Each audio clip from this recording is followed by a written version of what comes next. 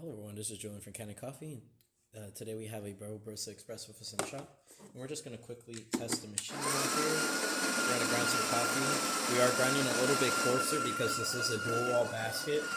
And pretty much what the dual wall baskets are designed for is that when your grinder starts to give out, or if you decide to just make easier shots, something that's more somewhat consistent, maybe not considered true espresso, but more consistent, you would go use this basket, which instead of having a bunch of holes at the bottom like a normal espresso basket does, and relying solely on the coarseness of the fineness of the coffee to make pressure, this basket only has a single hole, and so it mimics the pressure or high pressure chamber of a normal espresso machine.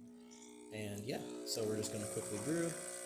I haven't calibrated this grinder at all to our beans. Every bean grinds a little bit different, so you would have to recalibrate it when you get home. But just a quick test to show it off. And then we're also going to test the hot water and the steaming function.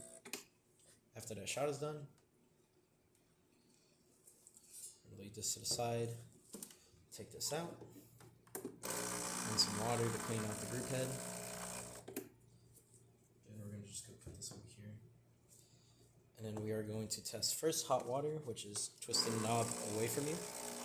Steady stream coming out. And then of course the steaming. Steaming shoots a little bit of water out beforehand. This is because the thermal block is rapidly heating up to the temperature.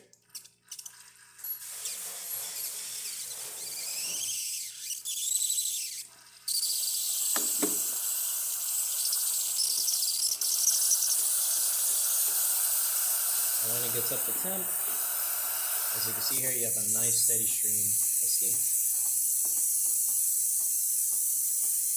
And yeah, that's about it for this repair. If you like this video or any of our other repairs on our channel, leave a like, subscribe, and hit the bell. Thanks for watching.